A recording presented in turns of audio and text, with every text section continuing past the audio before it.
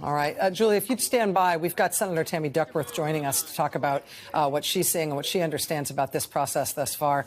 Senator Duckworth, I really appreciate you being here as a member of the Armed Services Committee and a senator voting tonight. What's your understanding of the state of play? Well, I think the vote is cooked. Basically, this is not John McCain's Republican Party anymore. This isn't Mitt Romney's Republican Party anymore. The folks who have the courage to stand up to Donald Trump are gone. And even those who have real concerns are not willing to jeopardize their own political survival and are willing to jeopardize our nation's national security. And it's really sad to be here watching this vote happen. I just cast my no vote on the floor.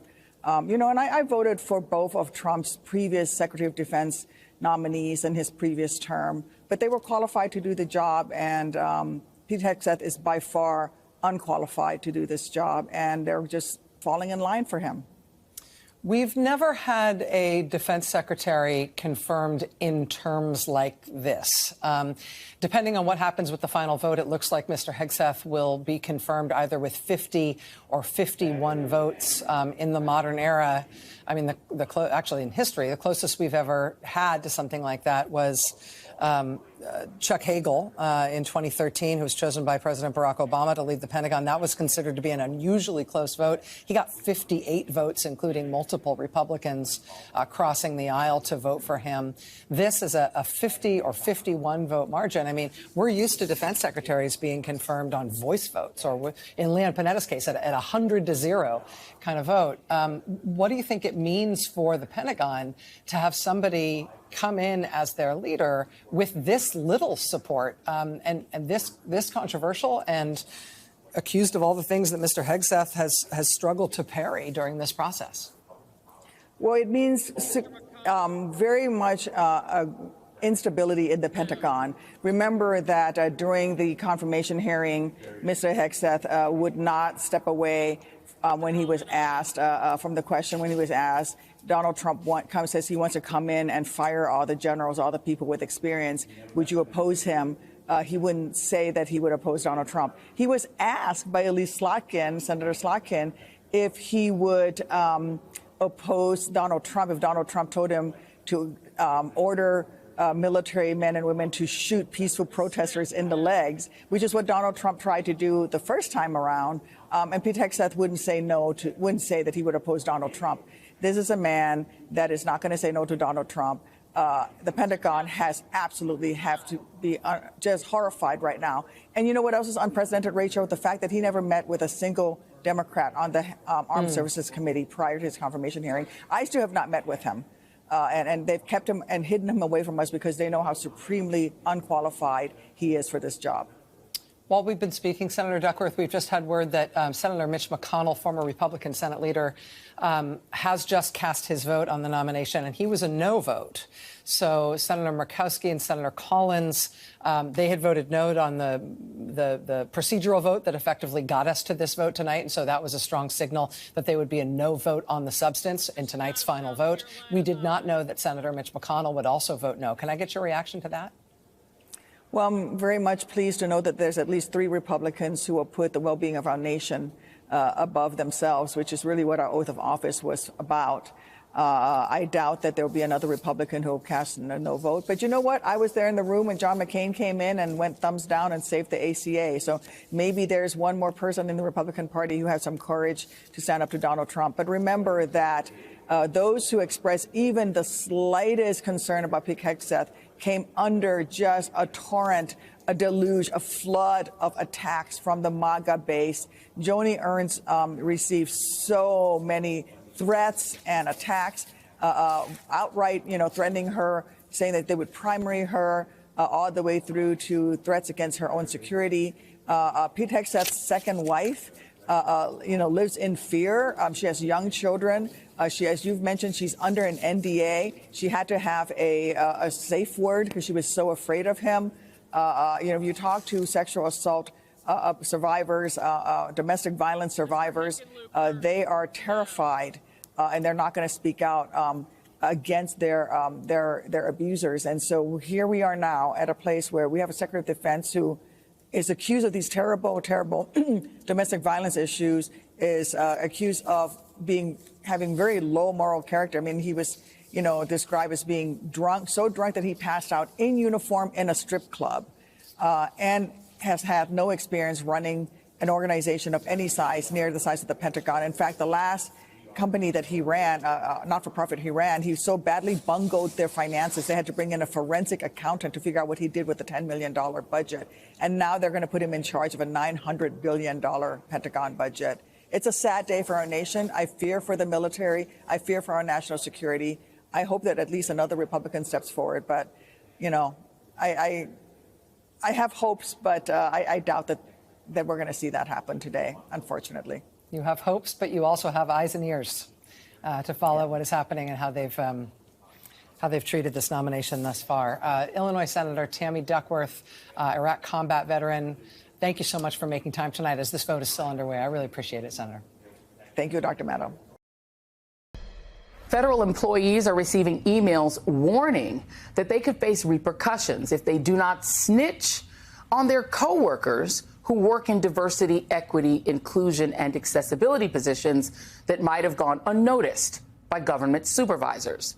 DEI efforts date back to the civil rights movement to create more diverse and inclusive workplaces. But on Thursday, Trump slammed them as absolute nonsense in remarks to the World Economic Forum. My administration has taken action to abolish all discriminatory diversity, equity, and inclusion nonsense. And these are policies that were absolute nonsense throughout the government and the private sector. With the recent yet somewhat unexpected great Supreme Court decision just made, America will once again become a merit-based country. Joining me now is Rob Shriver, Senior Advisor of Democracy Forward. He is the immediate past acting director for the Office of Personnel Management under President Biden. I always chuckle a little bit when he says merit-based system, given that he was a host of a television show who is now the president, and most of his cabinet are also television show people with no experience and no qualifications. But I digress. Let's talk about some of these orders. So we were just talking about it before the break. Let's just bring it on camera. This is what Project 2025 entailed, right? It certainly is, Joy. They telegraphed that this was what they were going to do. They have an agenda here to drive out from the federal government the career experts who Americans depend on to deliver critical services, to block the agencies from backfilling them with other career folks, and instead to surge in political appointees who are loyal to the president. Right. And so, there are civil service protections theoretically, but they're getting around them in very interesting ways. They're saying, well, we're going to reassign people to maybe jobs that are not so attractive. They're saying everyone come back to work. Maybe people are in Kansas or in some other place where it's not practical. Maybe they'll quit on their own. And then there's this no snitching policy, essentially saying we're getting rid of DEI, and if somehow there's secret DEI going on in your department and you don't literally snitch on your coworkers who are accidentally hiring black people or veterans or women, then you're in trouble, because obviously they want to fill these positions with their friends, not career civil servants. Yeah, I think that turning federal employees against one another, particularly during a transition when there's a lot of change, no matter what, is particularly vile. And I think we should talk a little bit about what these mysterious DEI policies are that the new president is talking about. When we were working in my former agency on DEI, you know what we focused on, Joy? Is we focused on opening up internship opportunities instead of just from people in four-year schools, people who go to community colleges or trade schools. We wanted to open those opportunities for them. That was one of our DEI policies. And you know what else we did, Joy? We wanted to make sure that those interns got paid. Because I don't know about you, but when I was going to college or law school, I was washing dishes, I was mowing lawns in the summers. I couldn't afford one of those fancy unpaid internships. Same. Well, that's a barrier to folks, right? To folks like all over the country, not just people of color, although certainly people of color, but people that live in small towns or rural communities. those were the types of policies we were advancing. Right, and I think that people on the right have decided DEI just means black people having jobs. So a black people has job, black person is DEI. That's what they've decided. But DEI really is, as you said, it isn't a quota for hiring lots of black people. It is recruitment. It's saying, let's also go to HBCUs and see if maybe those students might want some of the things Harvard kids get. You know, just the recruitment. Or saying these people are veterans who fought in the Iraq War. It's difficult for them to find employment. Hey, let's recruit among them and see if they might want these jobs, right? DEI is not a quota of black people. It's getting diverse groups of people of all races and all over the country. You're absolutely right. There are long-time laws on the books regarding the civil service that have prohibited affirmative action quotas. So we've never had that in the federal government. But what you do have to do, like you said, is look at who you're recruiting. Look at what those applicant pools look like. You want to make sure that you have America represented in those applicant pools, so they at least then stand a shot to go through and show that they're qualified. Because let me tell you, Joy, the people that get through that federal job application process and get hired, they're qualified for those jobs. Yeah, and they're difficult jobs. Is there any recourse? You know, I've had a bunch of people ask me this today. If people are being cashiered out of their jobs, or if they got those letters saying, hey, you were offered a job, you're supposed to start in February, it's now rescinded. They have obviously no recourse. They're just not going to get the job. But if people are already in these civil service jobs, do they have any recourse? They do. And I really want folks to know that there are people out there and organizations out there fighting for them, like my organization, Democracy Forward. And we have a civilservicestrong.org website where those federal employees can go and get resources. And it's really important that they know that there are civil service protections in place. They were strengthened under the Biden administration. And these actions that this administration has taken, I think that there's a lot of them that are legally questionable, and I think they're going to be tested in the courts. So there will be lawsuits to try to protect these folks' jobs? There are already lawsuits, and there will be more, yes. Rob Shriver, thank you very much. Appreciate what you're doing, because people are going to wake up really surprised when basic functions of government don't work, because instead of a civil servant that knows what they're doing, it's some person that just loves MAGA that doesn't even know the job. How about it, Joy? Like when we go to grocery stores and we buy meat there, we want to make sure that the person that inspected that meat was hired because they know what they're doing and not because of who they voted for. When we apply for a small business loan, we want that application to be decided based on the merits and not some kind of political donation that you gave. And when our homes and our lives are in danger because of wildfires, we want those federal resources to be deployed based on the need and the science and not the political leanings of not who you voted for. Rob Shriver, because, yeah, that's their version of DEI. Just you voted for Trump, you love Trump, you get the job. Rob Shriver, thank you very much. Thank you, Joy.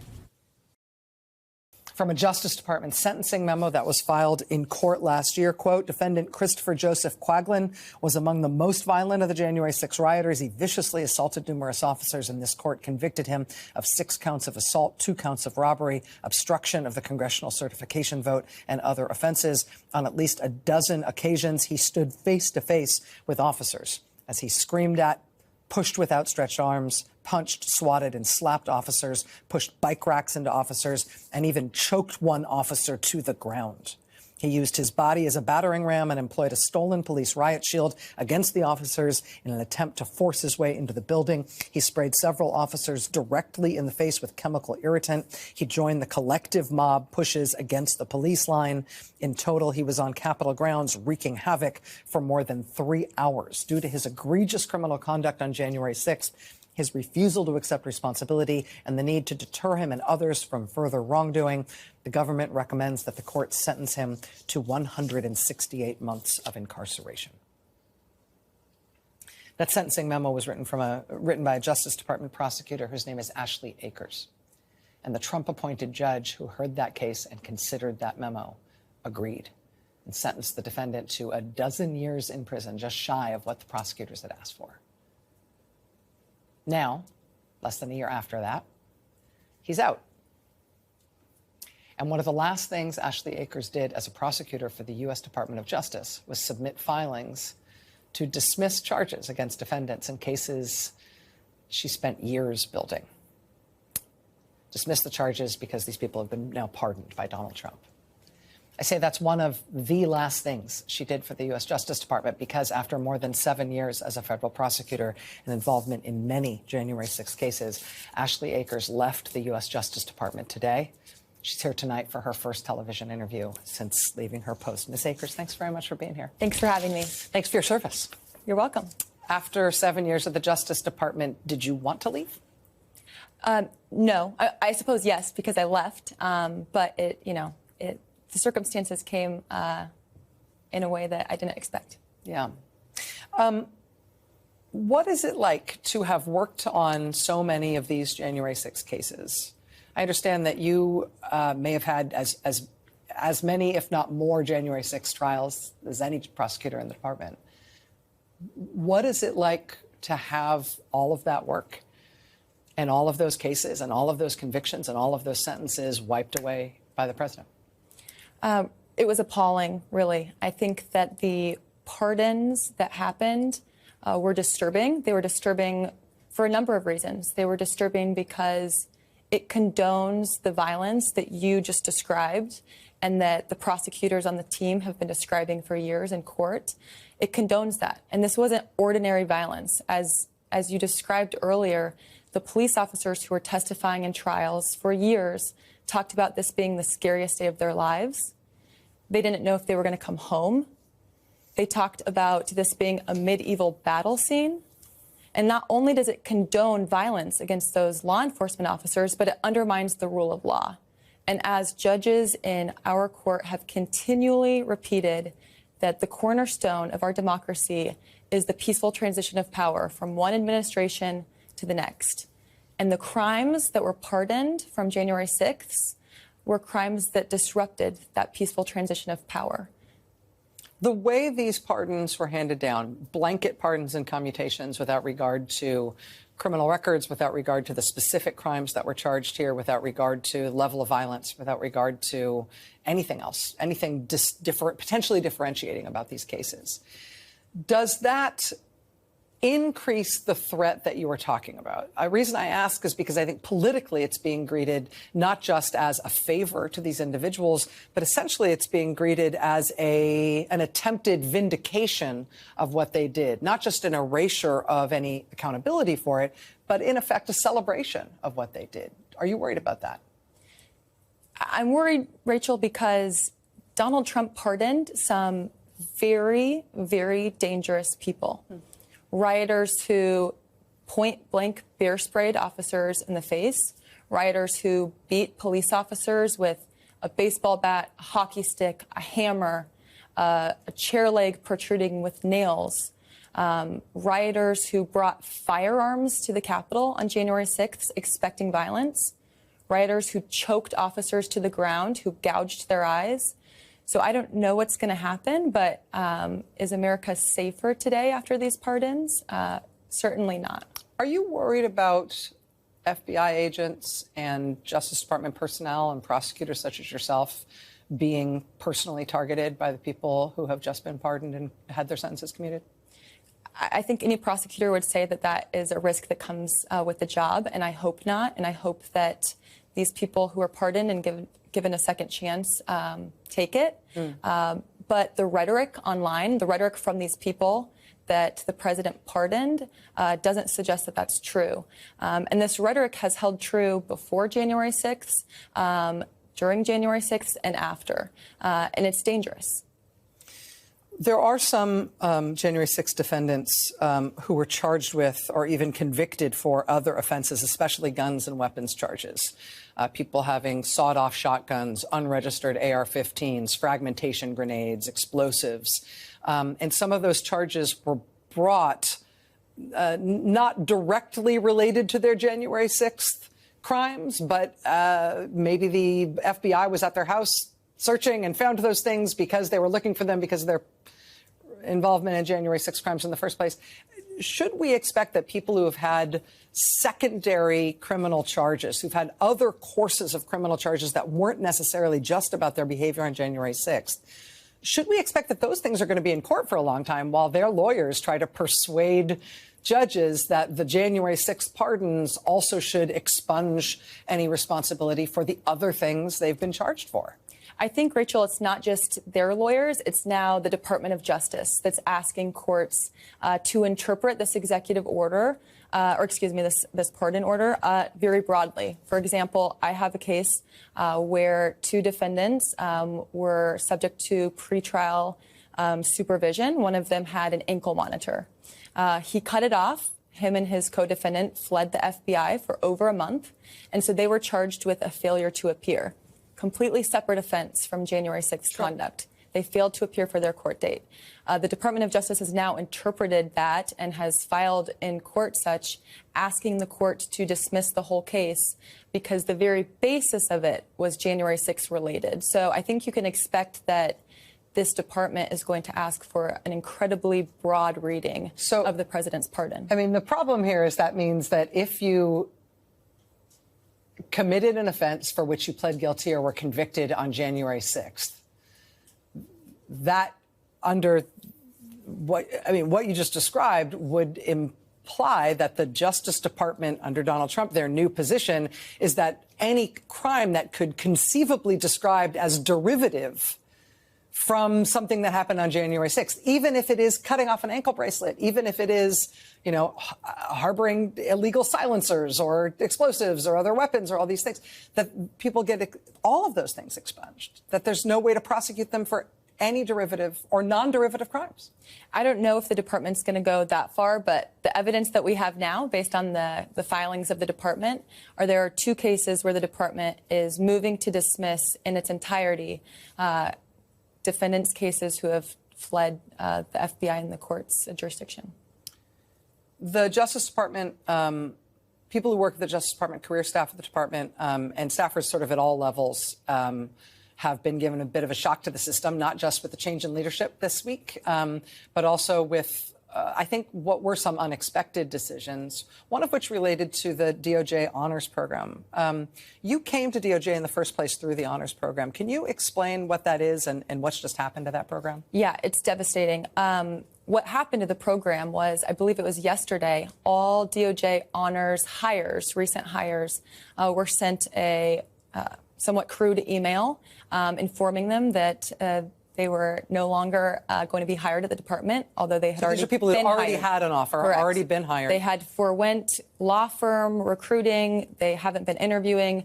They have jobs at the Department of Justice, or at least an offer of a job. They expected, anticipated to work there. And they were told this week that they no longer should expect that. It's devastating. One of the only ways to come into the Department of Justice as a young lawyer is through the honors program. It's an incredibly prestigious program. It's hard to get in. The people who come in are very bright attorneys. And so for those attorneys, top of their class, have all the awards, have all the credentials, decided not to go to a law firm, decided not to make all the money. They wanted to be public servants, and they were hired as such. And now, unfortunately, they're going to have to find something else. We're also seeing senior career staffers at the Justice Department, including people who have been seen as sort of the infrastructure of the department in terms of some of the most complex areas of the law work, essentially shunted into all seemingly into the same office where they're all being told they're now going to work on prosecuting sanctuary cities or something, going after local jurisdictions that have proclaimed themselves to be opposed to the administration's approach to immigration law enforcement. What do you think the impact of that will be? The intention seems to be to try to make all of those senior people quit. That seems to be the intention. I think on the ground in this last week, what it's done is it's just terrified people. Everyone is worried if they're going to be fired or moved. If the goal was to make the department more efficient, I think this had the contrary effect. It's also, I mean, in my assessment, and I'm not part of this, but it's nonsensical. You have people who are subject matter experts in certain sections who have committed their lives to litigating certain subject matters, and to pull them and to put them in a different unrelated section where they have no experience, no involvement, probably no interest, seems contrary to the mission of the department. Yeah, and it seems deliberately intended to both insult and wound the department in this transition period. Ms. Akers, 7 years at the Justice Department. You charged dozens of cases related to January 6th. You had 14 trials, I believe, related to January 6th. You've done a real service to the country at the Justice Department. I'm interested to see what you do next. I'm sorry you had to leave under these terms, but thank you for coming here first. Thank you. It's nice to meet you. I want to bring in Ohio's former Republican governor, John Kasich, who's an MSNBC political analyst. Lars Anderson is a former senior official for FEMA under President Obama. Good to have both of you here. So, Governor, what's your reaction generally to what you've heard and seen from Donald Trump today? Well, look, I think that we want to have government move at the speed of business. And the fact is that one of the frustrations that communities have is we don't know when they're coming. We don't know when they're going to give us answers. I actually went through something, Chris, it didn't involve FEMA, but it involved the CDC. We thought we might have an Ebola problem out here. We couldn't get them to show up. I ended up having to charter an airplane to get them to come because they couldn't figure out how to get to Columbus, Ohio from Washington. It makes you tear your hair out. And so I think the idea that we would look at FEMA, try to figure out how we can make it move faster, and they have their work to do. Turning out everything over to the states, that's not necessarily good because states are always going to ask for whatever they can get. So I think a good balance where the state does its part, but at the same time that FEMA moves as quickly as is possible and to get some of these things resolved, that's the way we ought to go. Every one of these agencies can stand a little kick in the backside and to get moving a little bit faster. That's my view. Yeah, so two things can be true. If I hear what you're saying is right, and I think most people would agree, government can get better. Bureaucracy can untangle a bit. I think most Americans would agree with that. But is there a worry about throwing out the baby with the bathwater to disparage people who work for FEMA? Is that a helpful idea to suggest maybe that we get rid of FEMA altogether? Is that the answer? Again, that's kind of rhetoric. We don't know what the plan is. What I suspect at the end of the day for people who have been involved in this, I think you're going to see an effort being made by people throughout FEMA to, try to move faster. We have so much bureaucracy, so many rules and regulations, trimming those down. Because, Chris, if I'm a governor of the state of Ohio and we get some horrific disaster, I don't want to be sitting around every day being delayed in terms of what I can do. I'm going to need the federal help, and I want them to move quickly. And look, nobody's interested. I'm not interested in saying, we go and belittle people. That doesn't make sense. But I think everybody in these organizations can say, hey, we can do a little bit better. I think that makes perfect sense. Lars, I want to play a little bit more of what the president, and we can see him now with folks. He's shaking hands and talking to some of the residents there. Here's what he said just a little while ago about FEMA. FEMA just hasn't done the job. And we're looking at the whole concept of FEMA. I like, frankly, the concept when North Carolina gets hit, the governor takes care of it. When Florida gets hit, the governor takes care of it, meaning the state takes care of it. To have a group of people come in from an area that don't even know where they're going in order to solve immediately a problem is something that never worked for me. Look, Trump is not alone in suggesting states take more responsibility. Craig Fugate, as you know, was FEMA administrator during the Obama administration. He's also suggested states needed to do more. That said, where's the line? Where's the difference between doing more and doing it all? But is the president potentially on the right track? No, I don't think so. I mean, I think, as the governor said previously, look, every government agency can do some sort of reform. There's always room for improvement.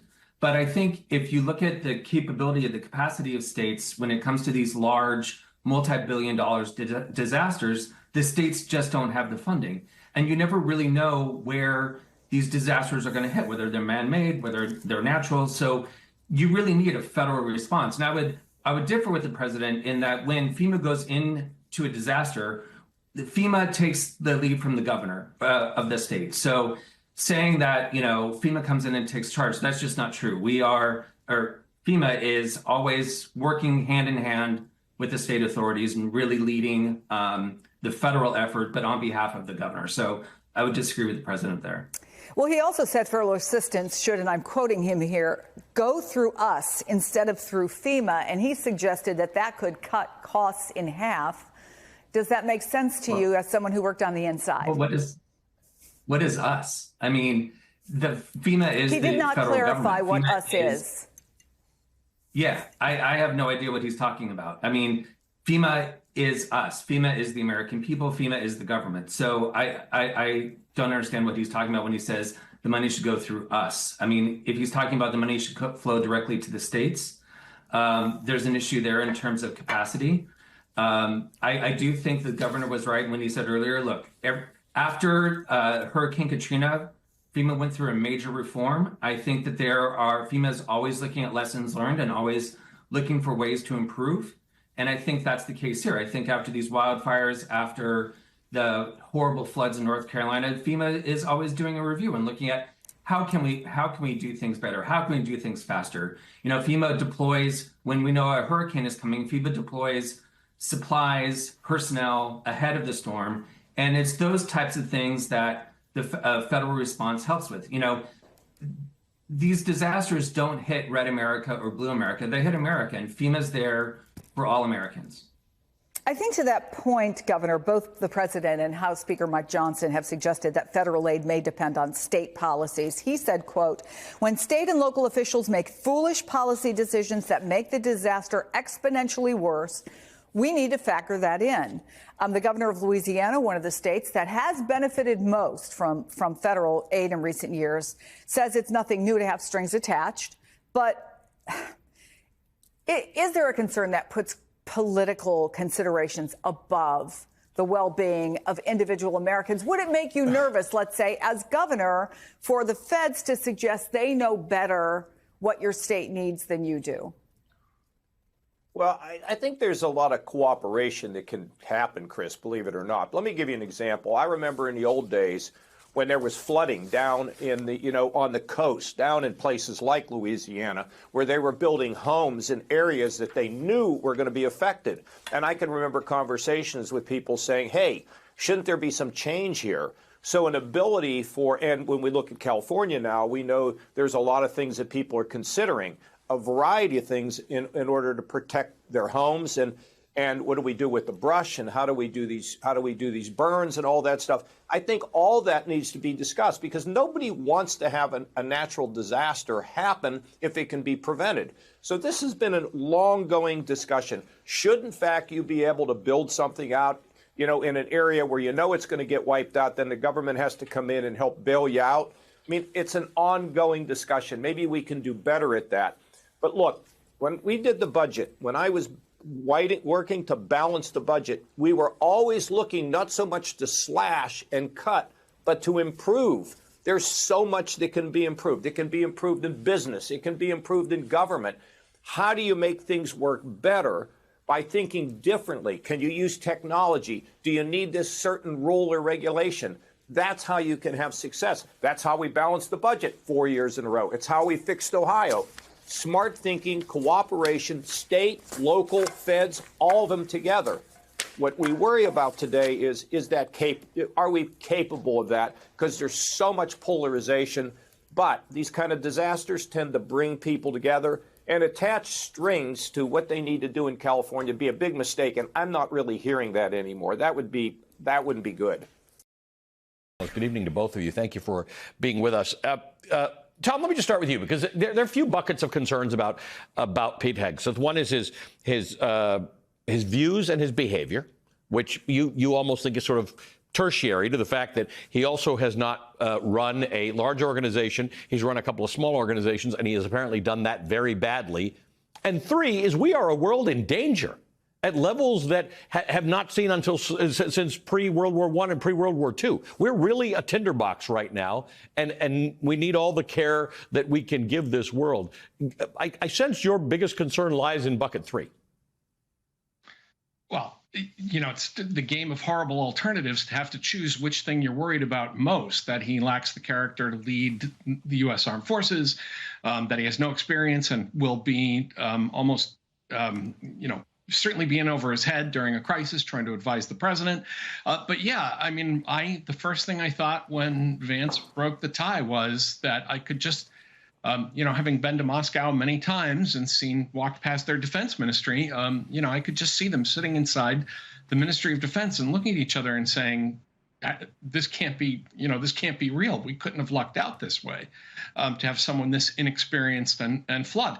And also someone who, the Senate sent a message, someone who doesn't really have the overwhelming confidence of the American people's elected representatives. If you have to become Secretary of Defense by one tie-breaking vote, that's a nomination that should have been pulled, because you can do that with, if you want to, with the Secretary of Agriculture, Secretary of Commerce, a lot of other things. You can't do that with the Secretary of Defense, and yet here we are. Yeah, it's an intriguing point, Jennifer, because the vice president in a close Senate, including Vice President Kamala Harris, broke ties all the time. Not ties like this. Not on things that are this important. And as I listed in the intro, there were lots of Republicans who would have gotten overwhelming support, even from Democrats, because people do accept what Susan Collins says. Generally speaking, the president gets their nominee unless there's a problem. There's a problem here. Yeah, there sure is. And you asked why Trump would do it. It's several reasons. First of all, he does want to embarrass the Senate and bend them to his will. Secondly, his entire mission is to decapitate and disable functional government. So by putting in entirely incompetent toadies, he goes a long way towards doing that. Once the government is rid of professionals, of skilled expertise, then Donald Trump can careen from one side of the street to the other, taking the American people and our national security with us. And I must say, it is remarkable during a week in which these people made such an issue of DEI, meaning in their aim, hiring people who are not qualified, that they would have had this pathetic specimen as Secretary of Defense. This is the worst kind of DEI for white, incompetent drunks. And this should not be tolerated. It shouldn't be tolerated for someone who is, as you point out, the Secretary of Agriculture. And it shouldn't be tolerated for someone who is going to run an organization in which any of this behavior would have been disqualifying. You cannot be in the military and be a drunk. You cannot be in the military, be an officer, and be guilty of, for example, disloyalty to one's spouse. You cannot be in the military and miscarry and misappropriate funds. All of this is disqualifying. So what does this send as a message down the troops? It's anything goes, so long as you're a loyalist to Trump will accept any kind of behavior. And so what will happen is the good people will leave at the end of their service. The bad people will rise up. And you know what happened in Russia when they operated on a patronage system, a cronyism system, a corruption system? They got a military that is getting their ass kicked in Ukraine. And that's what happens when a military becomes corrupted. They become weak, they become ineffective, and the national security of their country suffers. So just for the record, Pete Hegseth himself has denied drunkenness and misappropriation of funds. He has said, however, if he is made defense secretary, he's going to give up drinking. Worth keeping an eye on that space. Tom Nichols, Jen Rubin talks about the good people leaving and the bad people staying. The good news, or maybe the hope, and I think I tried this with you a week ago, and you didn't bite, is that there are a lot of good senior people in the military who 20, 25, 30, 35 years ago made a commitment to risk their lives for the safety of this country, who might not roll over for a Pete Hegseth or a Donald Trump. What's your sense of that? Yeah, look, I think you're going to have two things happening. I've said for years that Donald Trump is the patron saint of the third string. He is the person who takes people who normally wouldn't be qualified for anything. He elevates them to remarkable heights.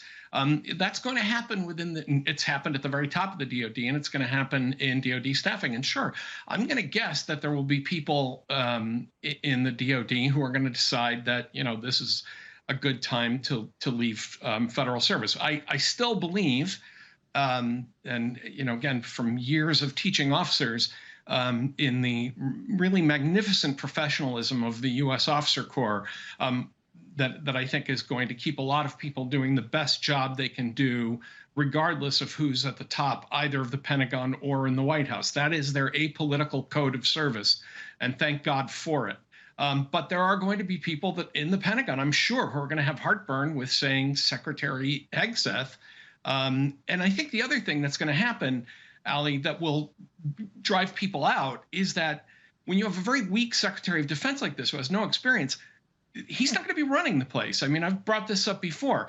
There are going to be people that say, look, I don't really feel like taking orders from a Deputy Assistant Secretary of Defense. I've just been here too long, and this isn't this is chaos. Now, let me just add one proviso. I really hope we're all wrong. I mean, for the good of the country, I hope all three of us are wrong. But as a man who recreationally gambles, I would tell you that's not the bet I would make.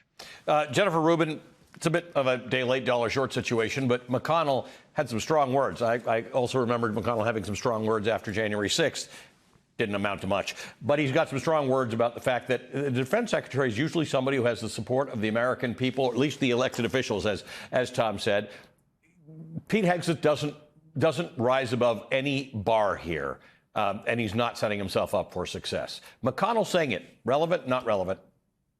Maybe he should have thought about this before he endorsed Donald Trump. He knew very well these were the kind of people that Donald Trump would have chosen. So maybe he should have thought back to that impeachment trial. Maybe he should have thought back to the election. Maybe he should have spoken up once in his career for the good of the country.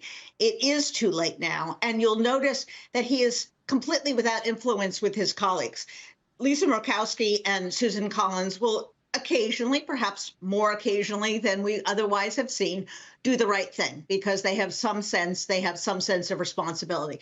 The rest of them are lost, and McConnell no longer has any sway. He has lost his perch, and now he is crying in the wilderness, just like those Democrats used to do, who he used to mock, who he used to steamroll over. So frankly, I'm not all that impressed with what he's doing.